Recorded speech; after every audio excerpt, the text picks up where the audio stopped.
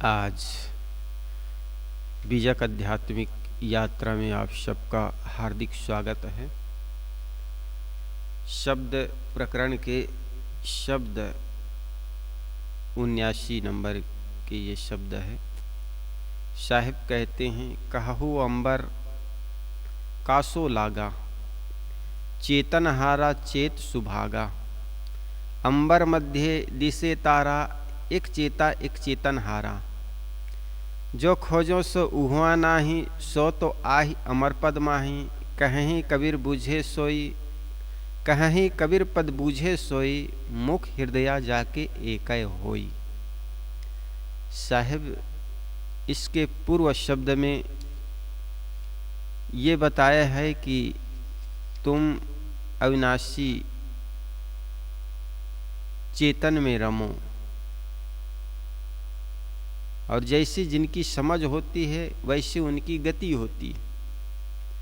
व्यक्ति की जब समझ अपनी चेतन आत्मा की ओर होगी कि मेरी जो चेतन है, आत्मा है, वो श्रेष्ठ है, तो उसको जानने की चेष्टा करता है।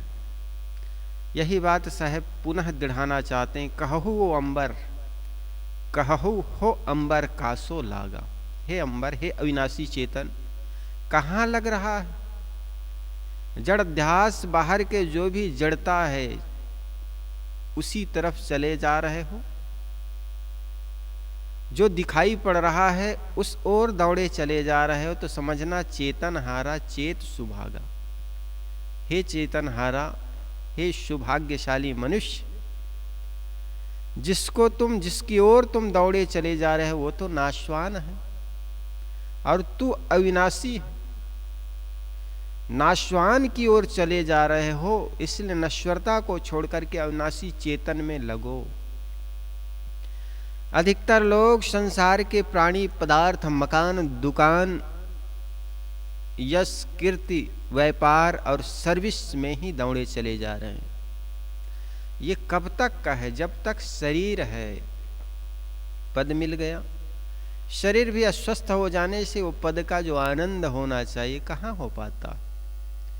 इसी जीवन में रहते रहते कितने हमने अच्छे से अच्छे पोस्ट पर गए व्यक्ति को भी झिड़कते, अंदर से खींचते, अंदर से अशांत देखे हैं। कितने करोड़पति, अरबपति, पैसे वालों को भी अशांत और बिलबिलाते मरते देखा जाता। तो इसमें स्थायी सुख कहाँ है? साहेब इसलिए चेताना चाहते हैं, अंबर, हे अविनाशी, हे चेतन मनुष्य, तुम जिस नश्वरता की ओर दौड़े चले जा रहे हो, जिस नाशवान संसार की ओर दौड़े चले जा रहे हो, जिस वस्तु और प्राणी पदार्थ की ओर आकर्षित होकर तुम भागे चले जा रहे हो, वो तो नाशवान है। उनसे मिलने वाला जो सुख है वो तुम्हें कब तक मिल पाएगा? एक दिन जिससे तुम मिलते हो उससे जुदा हो जाते हो। जिससे आनंद मिलता है उसी से दुख पाते हो। जिस ओर तुम आकर्षित हुए जा रहे हो थोड़े दिन में विकर्षण में बदल जाता है। दिखने में तो सोना लगता है, देखत सोना लगे सकल जग कांच है। अरे हाँ पलटू,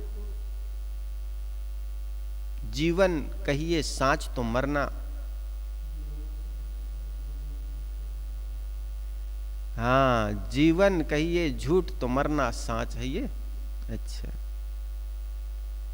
मरना एक दिन निश्चित है। जिंदगी में जो भी प्राणी पदार्थ मिलते हैं सब स्वार्थ के लिए होते हैं, और स्वार्थवश एक दूसरे के जुड़ाव होता, मुलाकात होती। इसलिए किसी ने कहा ना होता पेट तो ना होता भेंट।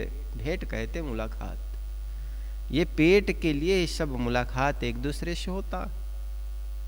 तो साहब कहते हैं, कहू अंबर, हे चेतन, हे अविनाशी, कहाँ लग रहा है? बाहर के प्राणी पदार्थों में, वस्तु में। शरीर तो नाशवान है, परंतु इसमें रहने वाला चेतन अविनाशी है। यह अविनाशी चेतन ही व्यक्ति का निज स्वरूप है, परंतु वह इस तथ्य को नहीं समझ करके वह अपने अविनाशी चेतन स्वरूप में न रम करके जड़ विजाति देह गेह प्राणी पदार्थ और विषयों में रमता रहता है। जीव हर समय अपने आप को भूलकर अपने से भिन्न छूटने वाले नाशवान चीजों के प्रति आकर्षित होता रहता है, आसक्त होता रहता है। इसलिए सद्गुरु कहते हैं, कहू हो अंबर काशो लागा। यहाँ वे संबोधन में ही मानो हमें हमारे स्वरूप को याद दिला देते हैं कि तुम अविनाशी हो और जिससे तुम लग रहे हो वह, जिसमें तुम आसक्त हो रहे हो वह नाशवान है। साहब कहते, अविनाशी तू किसमें मोह कर रहा है? राग करना या द्वेष करना यही संसार में लगाव है, लगना है। हम जिन वस्तुओं को लेकर राग द्वेष करते हुए क्षणभंगुर एवं नाशवान है। ये बात सद्गुरु महायोगी कृष्ण ने भी कहा। अनंत में सुख है, यो वै भूमा, भूमा में सुख है। क्षणिक सुख में कभी किसी को आनंद मिला है वस्तुओं में? यो वै भूमा तत् सुखम नाल ऐसे कुछ है, संस्कृत में बड़े अच्छे। अल्प में सुख नहीं है, अनंत में सुख, सत्य में सुख है, अपनी आत्मा में ही सुख है।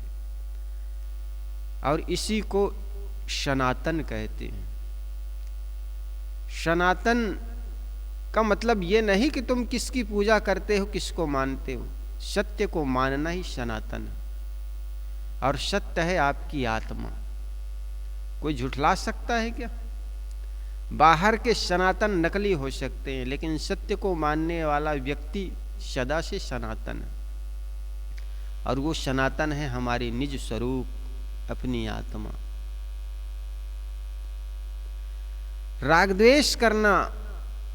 राग करना द्वेष करना यही संसार में लगना है। हम जिन वस्तुओं को लेकर राग द्वेष करते हैं ये क्षणभंगुर एवं नाशवान है।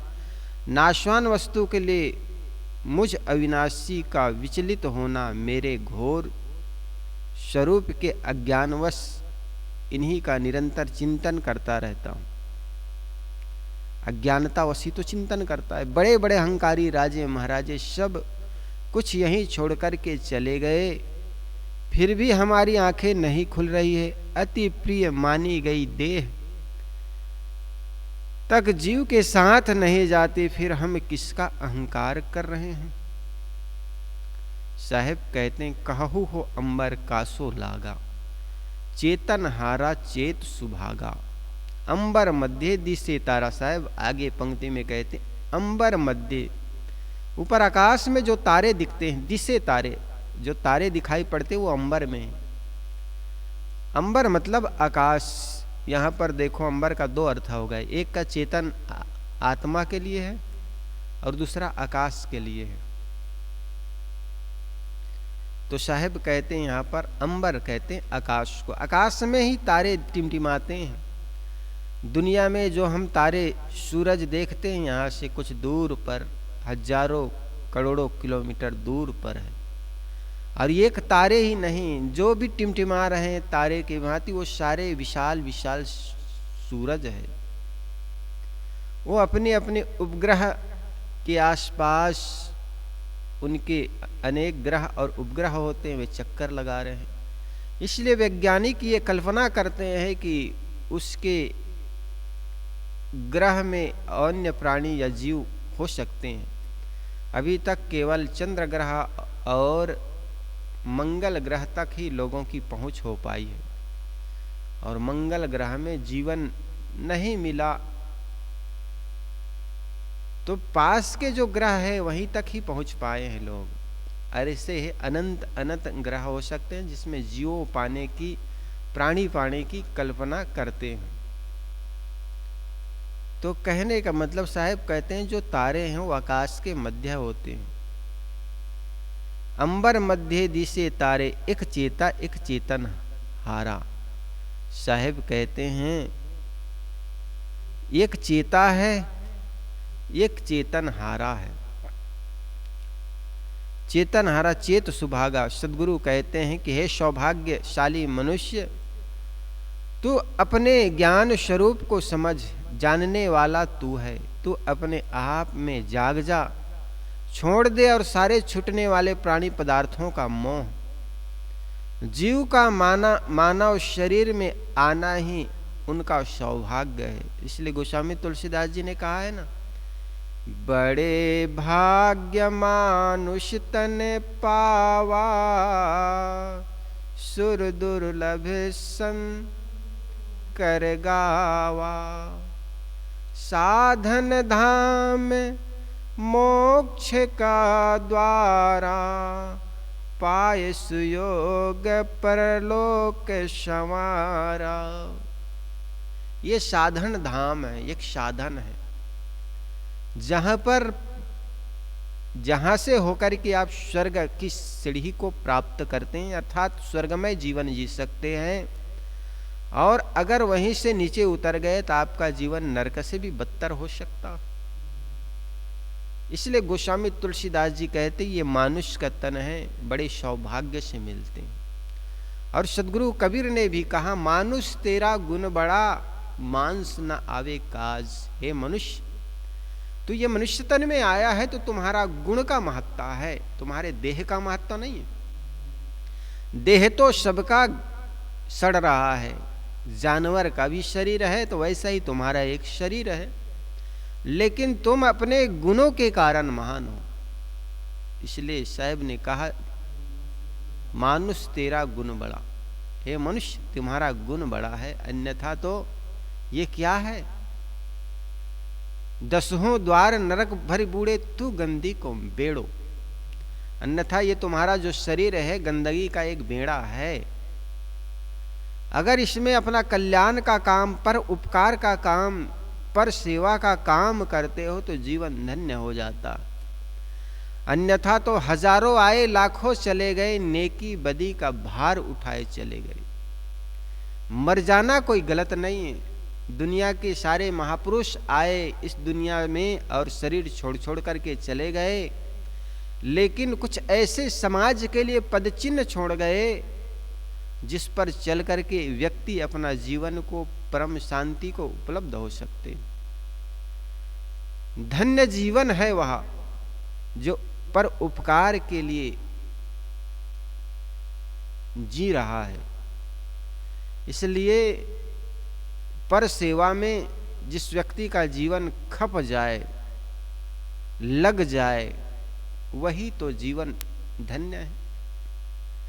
और धर्म का मूल क्या है? हम कहते धर्म कर रहे हैं तो यही तो दया धर्म का मूल है। पाप मूल अभिमान, तुलसी दया न छाड़िए, जब लग घट में प्राण।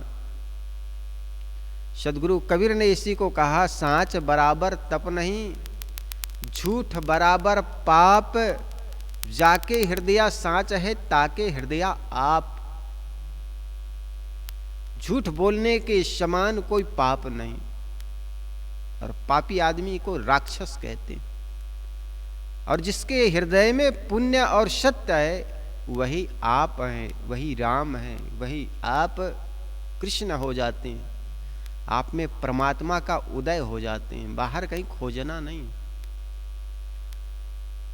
इसलिए ठहरना है, दौड़ना नहीं, अपने आप को, अपने स्वरूप को। और जो व्यक्ति अपने स्वरूप में ठहर गया वो जानता है कि मैं चेतन हूं और संसार की चीजें नाशवान है। इसलिए साहब कहते, एक चेता एक चितवन हारा।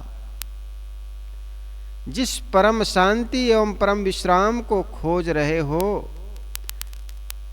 वह कोई न विजाति विषयों में है, न आकाश में है, न आकाश में बिखरे किसी जड़ पिंड में है।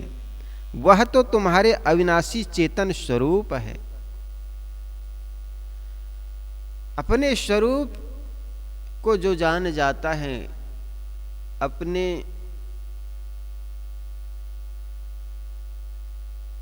कर्मों को सुधारने से उनकी उपलब्धि होती है।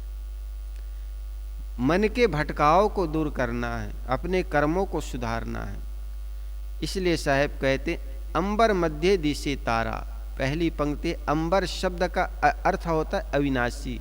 कहो हो अंबर, और यहाँ पर अंबर अर्थ का शब्द का अर्थ होता है आकाश। आकाश का अर्थ खाली जगह, शून्य। शून्य में अवकाश में ही तो सारे तारे होते हैं, सारे पदार्थ रहते हैं। इसलिए समस्त जड़ वस्तु आकाश में रहती है। उसमें यह भाव छिपा है कि इसी प्रकार सारा ज्ञान विज्ञान जीव में रहते हैं। यह चेतन ही तो ज्ञान विज्ञान का आधार है। जीव को हटा देने से ज्ञान विज्ञान का कोई आधार नहीं रह जाएगा।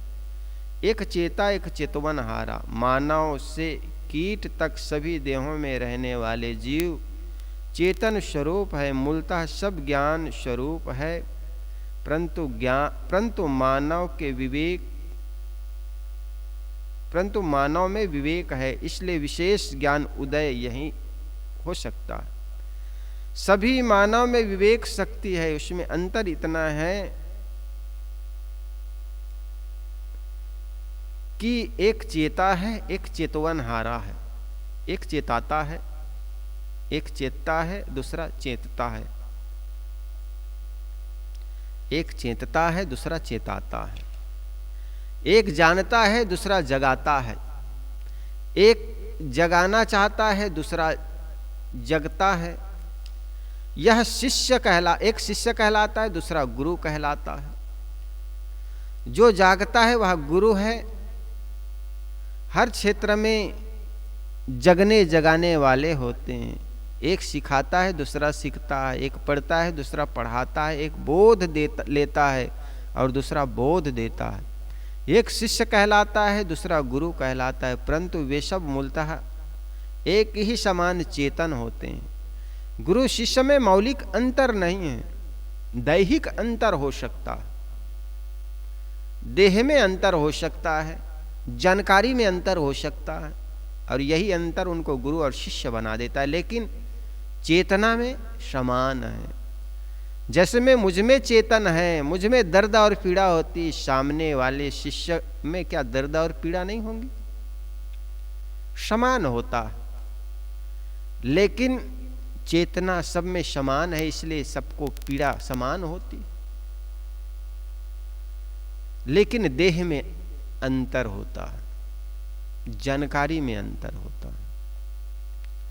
ज्ञान की पूर्ण दशा प्राप्त हो जाने पर गुरु तथा शिष्य दोनों समान स्थिति को प्राप्त हो जाते हैं। देह व्यापार में उनकी गुरु शिष्य मर्यादा रहती है, परंतु ज्ञान एवं स्थिति में दोनों समान स्तर के हो जाते हैं। इस प्रकार सब जीव ज्ञान निधान है। जो खोजो सो उवा नहीं। तुम तो खोजते हो, जो खोज रहे वो वहां नहीं। किसको खोज रहा है? जीवन भर आदमी ऐसा लगता है कुछ खोज रहा है। क्यों ऐसा लगता है? क्योंकि देखो, बचपना से ही व्यक्ति दौड़ता है। किसके लिए दौड़ता?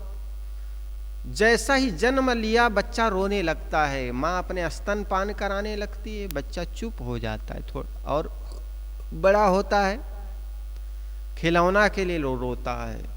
थोड़ा और बड़ा होता है डिग्री या पढ़ने जाने के लिए रोता है। थोड़ा और बड़ा हो जाता है नौकरी के लिए रोता है। नौकरी मिल गई फिर छोकरी के लिए रोता है, शादी ब्याह के लिए। फिर थोड़ा और बड़ा होया, अर्थात अब शादी हो गई, 2-4 साल 5 साल निकल गए, बाल बच्चे नहीं आए तो बाल बच्चे के लिए रोते हैं। अब बाल बच्चे हो गए 5-7 साल का, 8-10 साल का, तो अनुकूल है नहीं है, प्रतिकूल हो गए तब रोता। अनुकूल हो गए तो बच्चे बीमार ना पड़ जाए, मर ना जाए, इसके लिए वो परिश्रम करता है, पुरुषार्थ करता है, इलाज कराता है, सारी सावधानियां बरतता है। धीरे धीरे बूढ़ा हो जाता है। मालूम होता है दुनिया दौड़ रहा है कहीं कुछ पाने के लिए। वो क्या है? परम शांति। जीव जो भी करता है उसके पीछे एक ही कारण है, वो शांति चाहता है। दुनिया में चाहे आदमी कुछ भी करता हो, बच्चे डिग्री के लिए दौड़ रहा हो, डिग्रीधारी नौकरी के लिए दौड़ रहा हो, और नौकरी जिनको मिल गया वो छोकरी के लिए दौड़ रहा हो, वो सिर्फ चाहता है शांति चाहता है। उनको पूछो तो भले वो कहे कि मेरे पास धन नहीं है इसलिए दुखी हूँ, मेरी शादी नहीं हुई इसलिए दुखी हूँ, नौकरी नहीं लगी इसलिए दुखी हूँ, लेकिन अंततः अशांत है इसलिए दुखी है। वो शांति चाहता हो। शांति मिल गई फिर तो न तो आदमी को भगवान चाहिए, न तो पत्नी चाहिए, न तो पैसा चाहिए। हाँ? जैसा पैसा है, पैसा की भूख क्यों है? क्योंकि भूख लगी है, रोटी खानी। रोटी से जब व्यक्ति तृप्त हो गई तब फिर अब पैसे की क्या जरूरत। इसी प्रकार वो शांति चाहता है, सिर्फ अंदर से बेचैन है, अंदर से दुखी है, अंदर से अशांत है, कुछ ना कुछ कर करके वो शांति चाहता।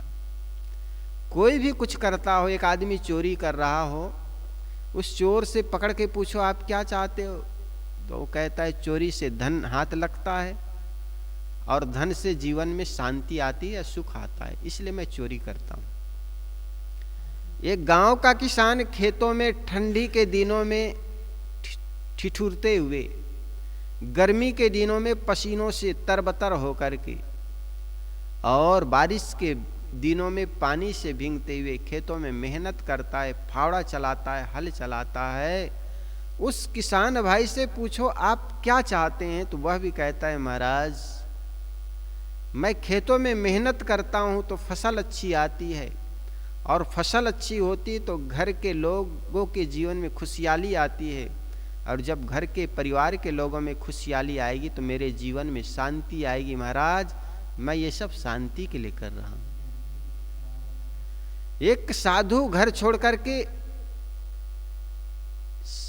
संन्यास ले रहा है, घर में पत्नी बच्चे अनुकूल सब चीज है, लेकिन वो छोड़ करके संन्यास ले रहा है। बुद्ध जैसे महापुरुष, उस महात्मा बुद्ध से पूछो आप क्या कर रहे हैं, तो वह कहता है महाराज मैं जीवन में शांति चाहता हूं, त्याग में ही शांति है, और त्याग करके मैं जीवन में शांति चाहता हूं। दूसरा लड़का, एक युवा घोड़ी पर बैठा दुल्हा बना हुआ है, यार मित्र उनके डांस कर रहे हैं, नाच रहे हैं। उनको पूछो भाई आप क्या कर रहे हैं, वह कहते हैं महाराज मेरा एक छोटा सा सपना है, मेरा एक छोटा सा परिवार बसे, इसलिए मैं शादी कर रहा हूं, और शादी सुंदर छोटा परिवार हो जाएगा, पत्नी आएगी, बच्चे होंगे, जीवन में शांति आएगी, इसलिए मैं शादी कर रहा हूं। एक दूसरा आदमी अपने घर में आए धन को मुट्ठी मुट्ठी भर बांट रहा है, दान करता है। उस दानी से पूछो आप दान क्यों कर रहे हो, अधिकतर लोग तो घर में धन जुटाने में लगे हुए हैं। तो वह कहते हैं महाराज धन से धर्म होता है, और धर्म से जीवन में शांति आती, इसलिए मैं दान कर रहा हूं। दूसरा जिसको आप डाकू कहते हो, लुटेरा कहते हो, वो दूसरे के घर में डाका डालता है, चोरी करता है। उस चोरी करने वाले व्यक्ति कहता है कि मैं जीवन में शांति चाहता हूं, इसलिए चोरी कर रहा हूं, डाका डाल रहा हूं। आदमी कुछ भी करता हो, मेहनत करता हो, आलसी निकम्मा हो, उससे भी पूछो आप आलस्य क्यों करते हो, आप काम धंधे क्यों नहीं करते हो, ताश खेले यहाँ बैठे क्यों हो, ताश खेलते यहाँ बैठे क्यों हो, तो वह भी कहता है महाराज मैं जीवन में शांति चाहता हूं, अशांत हूं, खाली बैठता हूं तो मन अशांत हो जाता है, इसलिए ताश खेल रहा हूं। चाहे आदमी कुछ भी करता हो शांति चाहता है। वही साहब कहते हैं जो खोजा सो हुआ नहीं, जो तुम खोज रहे हो किसको खोज रहे हो, किसकी खोज है, परम शांति की खोज। जिसको हम खोज रहे हैं वो बाहर नहीं है। एक घटना सुनाऊं, एक सन्यासी थे। सन्यासियों में भी कई तरह के सन्यासी होते हैं। कुछ सन्यासी तो कपड़ा ही नहीं पहनते हैं, कुछ कपड़ा पहनते हैं, कोई लाल पहनते हैं, कोई काला पहनते हैं, कबीर पंथ में सफेद पहनते हैं, और कोई तो ऐसा है जो कपड़ा ही नहीं पहनते। कुछ सन्यासी तो बड़े निर्वैष्णी होते हैं, कुछ खाते पीते नहीं, गलत व्यसन करते ही नहीं, कुछ तो इतना नशा करते हैं कि कुछ भी नशा बचते ही नहीं। शराब से लेकर गांजा, भाम, हफिंग सब खा जाते हैं, पी जाते हैं। वो भी अपने को सन्यासी मानते हैं, और वे अपने को शिव के उपासक मानते हैं। धतुरा गांजा खाने वाले, पीने वाले। ये लोग भगवान को भी बदनाम कर दिए अपने स्वाद के वशीभूत होकर के। कुछ लोग सन्यासी भी है, मांस भी खा रहे हैं। आए दिन वीडियो में देखे जाते हैं, सोशल मीडिया में देखे जाते हैं। देखो आजकल साधु लोग भी मांस में टूट पड़े जा रहे हैं। बड़ा चिंतनीय विषय। समाज को गलत दिशाओं से बचाने के लिए उपदेश और आदर्श जीवन होना चाहिए। वही जब समाज का आदर्श व्यक्ति गलत दिशा में जाने लग जाए तो मन में बड़ा खिन्नता भर जाता। तो एक सन्यासी थे, शिव का उपासक था। गांजे का दम लगाते, डमरू बजाते, 2-4 लोग इकट्ठे हो जाते, फिर पार्टी चलती उसकी। जैसे रवण होता है ना, इधर 10-15 डोडा पीने वाले हो जाते हैं, फिर डोडा छाने जाते हैं, फिर पिए जाते हैं। ऐसा ही गंजड़ी साधु थे, सन्यासी थे। डमरू बजाते, आसपास के भगत इकट्ठे हो जाते। वो कोई सद्गुण सदाचारी भगत नहीं होते, गांजा के लोभी भगत होते। गांजे के लोभ बस चले आते और दिन भर गांजा पीते। एक दिन एक चोर निकला, उन्होंने देखा इनके पास एक डमरू है और डमरू बड़े कीमती है, सोने का था। ये हाथ लग जाए तो महीनों का खर्च निकल जाएगा घर का। लेकिन ये डमरू मिले कैसे? तो सोचा चोरी करूं तो बनेगा नहीं, तो इनका चेला बन जाना चाहिए। वो सन्यासी के पास आए, अनुनय विनय किए, कहे संत भगवान मैं आपका चेला बनना चाहता हूं। सन्यासी ने कहा बेटा कोई बात नहीं। वो बन गए चेला। रोज के सो जाते गुरुजी, फिर चेला राम जगते और डमरू का खोज खबर लेते, लेकिन डमरू मिलता नहीं। महीनों बीत गए, डमरू मिला नहीं। लेकिन गुरुजी भी बड़े होशियार थे, जब सोते थे ना तो डमरू को अपनी झोली में नहीं रखते थे, वो चोर की ही झोली में रख करके सोते थे। और चोर जगता और गुरुजी के तकिया बिस्तर झोली खोजता तो डमरू मिलता नहीं था। 2 महीना जब बीत गया तो गुरुजी के सामने खड़े होकर हाथ जोड़कर पैर छूकर कहने लगे, गुरुजी अब मुझे माफ कर दीजिए और हकीकत बता दूं, मैं आपका चेला नहीं बल्कि डमरू के लिए चेला बना हुआ हूं। गुरुजी ने कहा बेटा मैं जानता हूं तुम डमरू के चेले हो। अब मैं तुम्हें डमरू की भी जगह बता दूं। जब मैं सोता था ना तो वो डमरू मैं अपनी झोली में रख के नहीं सोता था। लड़का को बड़ा आश्चर्य, फिर गुरुजी कहाँ रख के सोते थे? कहे बेटा वो तो मैं तुम्हारी ही झोली में रख के सोता था। उस चोर ने माथा ठोक लिया, गुरुजी 2 महीना से मैं वो डमरू खोजता रहा, वो डमरू मेरे पास ही था। ठीक यही गलती हम लोगों के साथ होती है। हमारे सुख हमारी शांति बाहर नहीं हमारे अंदर है, लेकिन हम उसको बाहर दौड़े चले जा रहे हैं, खोजे चले जा रहे हैं। विषयों में खोजते हैं, पत्नी में, पत्नी स्त्री जो है पति में खोज रही है, गरीब व्यक्ति धन में खोज रहा है, और खोजते खोजते जीवन खो जाता है। एक दूसरे को आदमी चाट रहा है। जैसे अकबर और बीरबल की वो कहानी सुने ना, बीरबल और अकबर दोनों चले जा रहे थे। बीरबल जो राजा अकबर थे उनके मन में एक मजाक सूझा। बीरबल कभी क्रोध नहीं करते, नाराज नहीं होते, आज इनको क्रोध दिला दूं। बीरबल सुबह सुबह की बात है, दोनों टहलने जा रहे थे, घूमने जा रहे थे।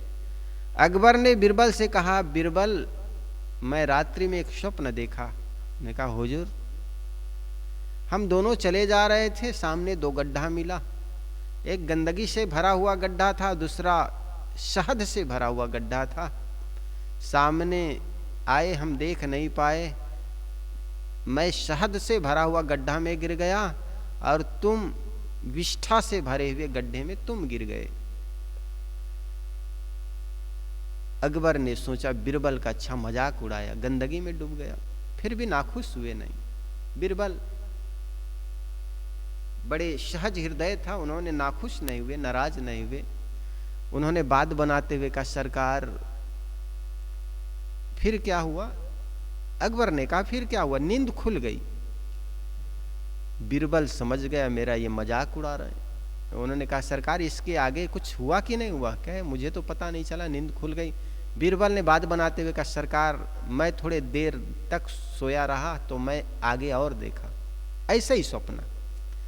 हम दोनों चले जा रहे थे, बिल्कुल आप शहद वाले गड्ढे में गिर गए, मैं गंदगी विष्ठा से भरे हुए गड्ढे में गिर गया, लेकिन आगे और क्या हुआ ये मैं देखता रहा, चूंकि मेरी नींद ज्यादा देर तक पड़ी रही। अच्छा, अकबर के मन में भी जिज्ञासा जगी आखिर आगे क्या हुआ? तो बीरबल ने कहा सरकार आगे ये हुआ कि हम एक गड्ढे से, दोनों गड्ढे से निकले। मैं गंदगी विष्ठा से भरे हुए गड्ढा से निकला, मेरा पूरा शरीर गंदगी से भरा हुआ था क्योंकि मैं गंदा गड्ढा से निकला था, और आप शहद वाले गड्ढे से निकले हुए थे, इसलिए आपका शरीर जो था शहद से भरा हुआ था, और हम एक दूसरे को चाटने लगे।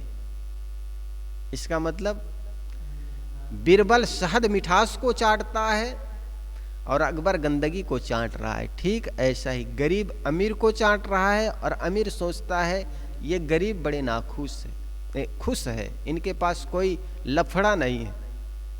इस प्रकार आदमी जहां है वहां शांति नहीं है, जहां है वहां अशांत है।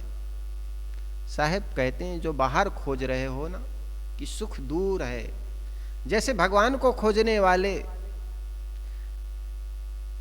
यहाँ के लोग अधिकतर हरिद्वार, ऋषिकेश, बद्री, केदार, रामेश्वरम, तिरुपति बालाजी न जाने कहाँ कहाँ चले जा रहे हैं, और दूर दूर के लोग दौड़े चले आ रहे हैं पैदल रामदेव राह, है ना। ऐसा ही है, जहां हो वहां पर आपको शांति नजर नहीं आती। इसलिए साहब कोई किसी ने कहा था दूर के ढोल सुहाने लगते हैं। दूर में सभी अच्छे लगते हैं, लेकिन दूर के ढोल केवल सुहाने लगते हैं, सुहाने होते नहीं। साहब कहते हैं जो खोजा सो उहुआ नाही, सो तो आही अमर पद माही, वो तुम्हारे चेतन आत्मा में है। कहें कबीर पद बूझे सोई, मुख हृदय जाके एकै होई। साहब कहते मेरी ये बात को वही आदमी बुझ सकता है जिसके मुख से निकली हुई वाणी और जिनके हृदय स्थल में समान हो, समानता हो। लेकिन आदमी करता कुछ और है, कहता कुछ और है। मुख के बड़े लबार, ऐसे कहा ना एक साखी, कहनता तो बहुते मिले, गहनता मिला न कोई, सो कहनता बही जान दे जो न गहनता हो। साहब कहते हैं उस कहने वाले को बहे चले जाओ, उसके पीछे मत दौड़ो। अरे दौड़ना है तो उसके पीछे दौड़ो जिसके मुख हृदय एक हो, जो वाणी के पक्के हो, जो अपनी जान से भी ज्यादा वाणी की कीमत समझता हो, उनके पीछे दौड़ो। जो रहे करवा सो निकरे टोटी, जो अंदर में होता है वही निकलती है ना। इसलिए हृदय और वाणी से एक हो। हमारे हृदय, जिस व्यक्ति का हृदय साफ होगा उनकी वाणी भी साफ होगी। इसलिए सदगुरु कबीर साहब जी ने कहा है ना एक जगह कि कथनी कथे सो नाती, रहनी रहे सो गुरु हमारा, हम रहनी के साथी। करनी करे सो पूत हमारा, रहनी रहे सो गुरु हमारा, ऐसे कुछ है। कथनी कथे सो नाती, रहनी रहे सो गुरु हमारा, हम रहनी के साथी। तो साहब कहते हैं करनी मीठी खाड़ सी, करनी जो है मिठास हो, अर्थात जीवन में सुगंध देने वाली करनी हो, कर्म हमारे अच्छे हो तो निश्चित जानिए किस्मत हमारी दासी हो जाएगी। कहा करता हूं ना अधिकतर, कर्म तुम्हारे अच्छे हैं तो किस्मत तुम्हारी दासी है, धर्म तुम्हारे अच्छे हैं तो घर में मथुरा काशी है। अगर आपके कर्म अच्छे हैं, कर्म क्या है? केवल धर्म स्थलों में बैठ करके या जा करके बलि चढ़ाना ये धर्म थोड़े है। जीवों पर दया करना ये धर्म है, और हमने हिंसा को ही धर्म मान लिया। इसलिए सदगुरु कबीर ने कहा, धर्म कथे जहां जीव बधतु है, अकर्म करे मोर भाई, जो तोहरा को ब्राह्मण कहिए तो काको कहिए कसाई। जिसको आप धार्मिक स्थल कहते हो, जिसको आप मंदिर कहते हो, जिसको आप पूजा की जगह मानते हो, वहां पर क्या कर रहे हो? तुम जीव वधत हो। अरे कोई जरूरी नहीं तुम मंदिर में हो कि कहां, मस्जिद में हो कि कोई और अनजान जगह पर हो, लेकिन आपकी दिल में दया होनी चाहिए। जिसके दिल में दया के फुहारा नहीं, क्या है वो भजन है ना, जिसके दिल में दया का खजाना नहीं, और गंगा नहाने से क्या फायदा, ऐसा है ना एक भजन। जिसके दिल में दया का खजाना नहीं, बाद राम का नाम लेने से क्या फायदा। तो जीवन में सबसे बड़ी बात है करुणा हो, दया हो, विवेक हो, विचार हो, यही तो धर्म है।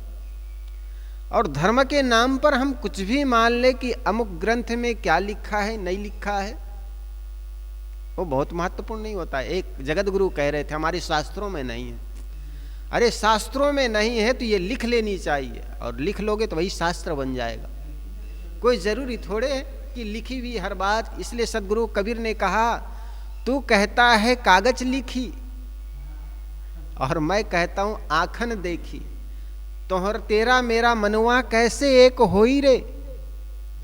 साहेब कहते हैं, अरे तुम्हारे और मेरे मनवा एक कैसे हो गई? तू कहता है कागज की लेखी, मैं कहता हूं आंखन देखी, तेरा मेरा मनवा कैसे एक होई रे। तो जीवन में हर चीज कोई जरूरी नहीं कि शास्त्रों में लिखा हो। जो विवेक विचार पूर्ण बातें हो, दया क्षमा करुणा की बातें हो, तो निश्चित जानिए वो धर्म की बात है। किसी शास्त्रों में लिखा ना हो कोई बात नहीं, लेकिन दूसरे के प्रति दया करना, करुणा करना। आज आदमी की संवेदनाएं मर गई है और अपने को धार्मिक मानता है। बलि, पशु बलि करना या दूसरे को एक व्यापार बन गए है अधिकतर लोगों की धार्मिक कर्मकांड। तो मंदिर में जाओ तो वीआईपी रूम, वीआईपी रास्ता दिखाता है और ये सोचता है कि इनसे जितना रुपए निकल जाए उतना ही अच्छा है। बताओ, धर्म कर्म करने आते हैं, कहते हैं इतना दोगे तो आपके घर में अमुक यज्ञ करा देंगे, फिर घर में शांति आ जाएगी। ऐसी कोई बात होती है? ये तो व्यापार हो गया। फिर तो अगर धन के लिए आपके घर में कोई आता है, कोई कर्मकांड करता है और इतना रुपए दो तो ये हो जाएगा, तो समझो ये धंधा है। धर्म नहीं, ये धंधा है। पढ़े लिखे भी अंधा है। हा? ये यज्ञ होम हवन करने वाले अधिकतर कौन लोग होते हैं? बड़ा मकान बनाए, मकान बनाए तो मटका खोपड़ी लगा दिए, काले मटका को दरवाजे पर चिपका दिए। नई गाड़ी खरीद के लाए तो पुराना जूता लगा दिए। इसलिए तो कहा कि धर्म नहीं, यह धंधा है। पढ़े लिखे भी अंधा है। इसलिए सदगुरु कबीर को कहना पड़ा, को समझाऊं मैं जगत सब अंधा। जगत के सारे लोग अंधे हैं। सदगुरु कबीर कहते हैं, कहें कबीर पद बूझे सोई, मुख हृदय जाके एक होई। जिसके मुख और हृदय एक हो जाए तो निश्चित जानिए इस पद को बूझ लेगा। वो आदमी निश्चित सत्य पथ के राही होगा। सांच बराबर तप नहीं, झूठ बराबर पाप। जाके हृदय सांच है, ताके हृदय आप। उसी के जीवन में परमात्मा का अवतरण होता है और वही व्यक्ति इस समाज के बीच संत, पूज्य और गुरु के रूप में, भगवान के रूप में पूजनीय हो जाते हैं। तो सदगुरु कबीर का यह प्रसिद्ध पद, कहु हो अंबर कासो लागा, चेतन हारा चेत सुभागा। अंबर मध्य दिशे तारा, एक चेता एक चेतन हारा। जो खोजो सो उहुआ नाही, सो तो आहि अमर पद माही। कहें कबीर पद बूझे सोई, मुख हृदय जाकै एक होई।